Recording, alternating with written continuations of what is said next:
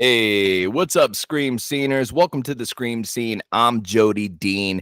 Today, I'm doing a segment that I do here on the channel with you guys called One on One, and it always will have to relate to horror and filmmaking. I am a horror filmmaker, horror producer.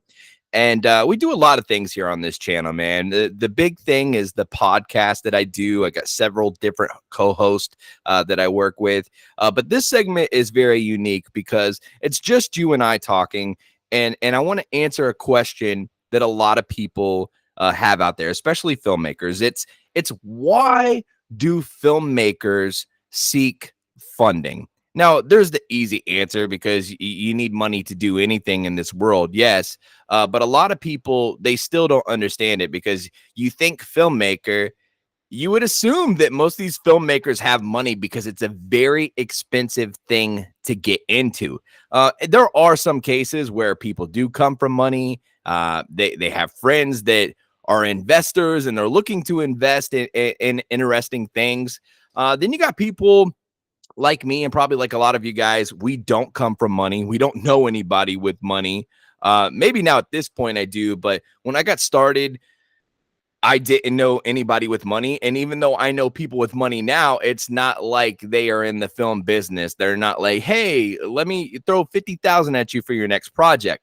A lot of people want to know how to get their films done. Why do they need to seek funding out? You'll notice that most of the time, even people that do have a lot of money that are very well-known filmmakers, let's take Damien Leone, for instance. Okay, so the writer and director of the Terrifier franchise. I don't know if he did it on the first film or third film, but I know on the second film, he did like an Indiegogo, which is like a crowdfunding type deal to try and pick up some of the money that they felt they needed to finish the second Terrifier film.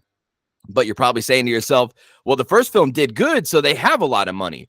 There is a reason that filmmakers seek out funding. If you use your own money to make all your films, first off, and unless you're like Eli Roth or somebody that's just been incredibly lucky, and when I say that lucky, he's making great films, but he has had a great winning streak.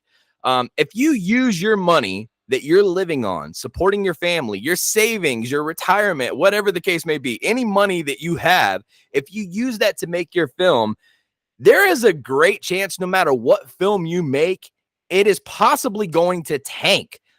We are in a wild field here. We are in a wild niche, you want to call it whatever, especially if you're doing horror. There is so much horror out there, which I love that. I love indie horror films, but it does flood out like nobody's business, which is a great problem to have. Unfortunately, whenever a flow like that is happening, you're going to get lost in the sauce. And just imagine the sauce being a ton of different people bringing great creative projects, films to the light, to the masses, but only a certain amount of those actually get mentions, actually get attention. There are some cases where I'm seeing some people come up with a great idea for a film. They haven't even started production. My friend August, he's directing the new Piglet movie. When the flyer hit the internet that this was something that was going to happen, this film instantly got a bit of a buzz. In a Violent Nature, whenever all I had seen was a flyer, I didn't see anything, the film got a buzz. That is rare. That is not always going to happen. Usually when that happens, guess what? Money is going to come to you. I've seen it over and over. It's almost like a hit song. You know how a hit song takes off on its own? Well, in filmmaking, with movies and indie films, like you could make a film and you're probably, pretty modest about it. Like, man, we might sell a few copies. We might, get nominated in a few film festivals. But, in all actuality, I don't have the money to push this film, promote this film, market it correctly. I don't know the right people. So, it's probably just it's going to be a step in the right direction. But you could put that out and it could spread like wildfire. But the reason filmmakers don't spend their everyday money, their hard-earned money, their savings and stuff, is because it is a shot in the dark that this is actually going to take.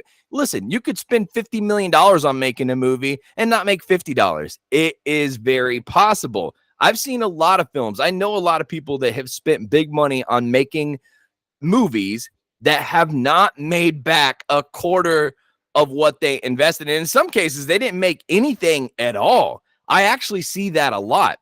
I'm in a very unique pocket. You know, I went away from filmmaking for a while. I never went away from it up here, but I kind of went away from it for a while, did some other things, built up money, built up businesses, and then I said, okay, it's time to come back. But while I went away, again, I didn't go away up here. I was studying it like nobody's business. How to use a camera, the best settings to use on the camera, the shots that I'm in love with, just building shot list in my head, and inside my head, I was coming up with these really unique shots and lighting concepts and things like that. Like I was studying it to where when I had the money and I knew it was time, it was like, dude, this was like everything is so meant to be. I went away for like the best reasons ever to really be prepared, to prepare myself for what's to come. I put out my first movie. It's not Oscar worthy or anything. It's an indie horror B movie. That's what I make. That's what I try to make. I seen somebody leave a comment one time and they're like, this looks like a B movie. Well, no shit. That's what I am going for. That said, no matter how much you spend, how little you spend, it's always a shot in the dark. Is this thing going to take off? Now, I got very lucky. Like I said, I'm in a unique pocket. My first film did really good, and I kind of looked at the money I made from that. Like, okay, if I keep around $10,000 a picture, I can do so many pictures here with the profit from that. But then I don't pay myself. I don't use that for anything, and I live off my money. In most situations, people could do their first film, it could completely tank, and now they got to go back to the drawing board. I know a filmmaker right now that has 3 very successful films that have made a lot of money, and he is still working a 9-to-5 job. Now he's coming back and he's doing these movies. They do pretty well, but you also got to remember, you know, you have to pay actors. Sometimes you have to pay for locations and permits and people to do music.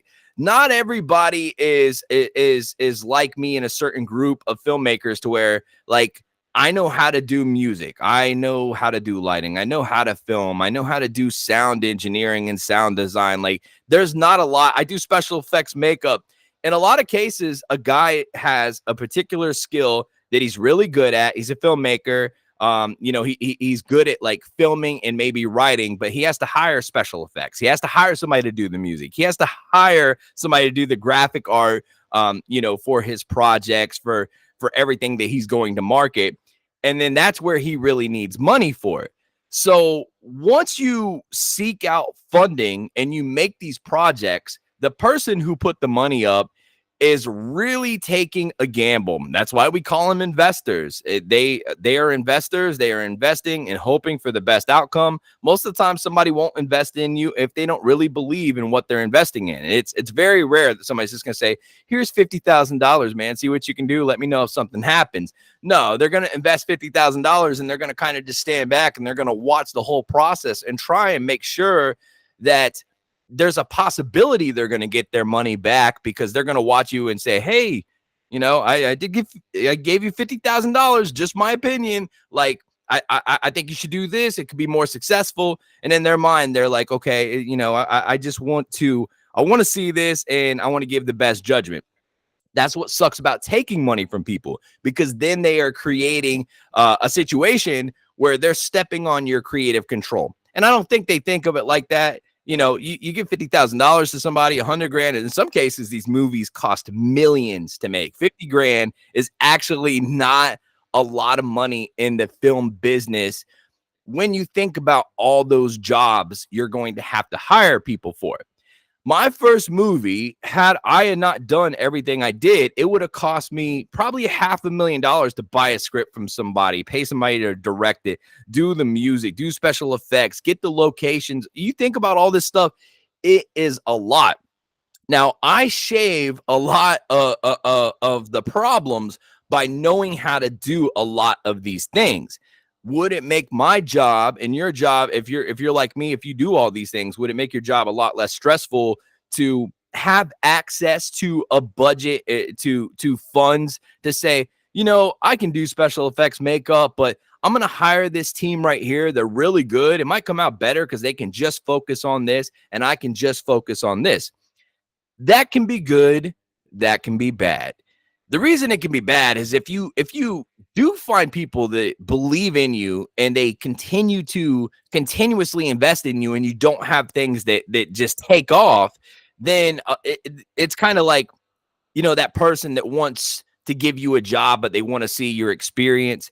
You're going to come across that investor that wants to see your track record. So a lot less people are going to invest in you, depending on the kind of successes that you have. In some cases, I do know people that continue to invest in people that have project after project tank.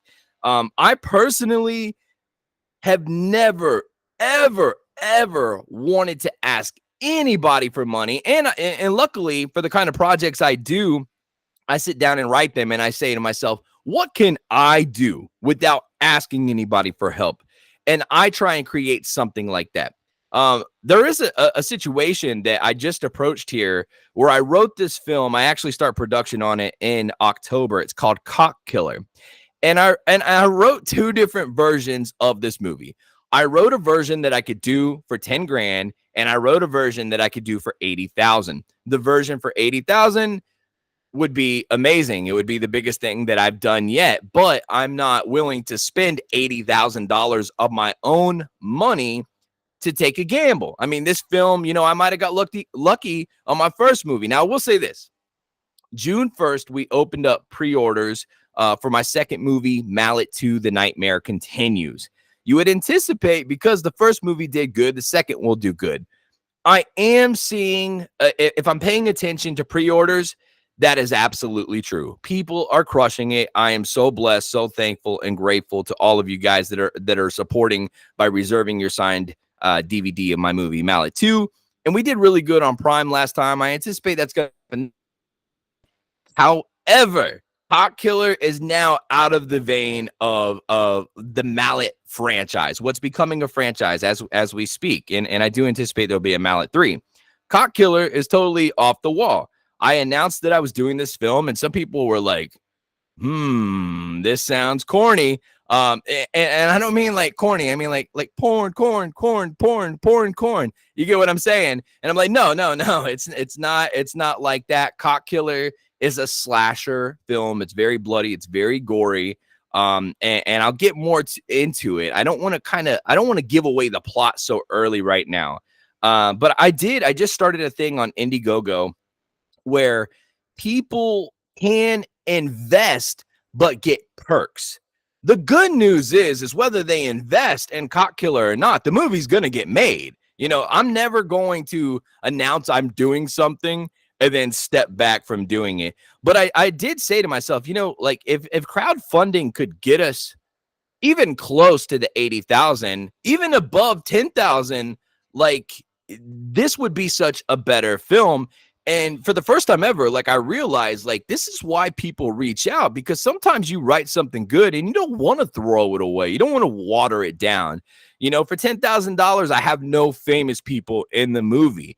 But if I get around $80,000, that's where I have 4 different gentlemen in mind to play this one role, very important, and it will make all the difference. It's somebody that people know. It's somebody that would be perfect in this very small part. But then there's also other things like I can hire more people to help on set, alleviate some of that stress that I will have.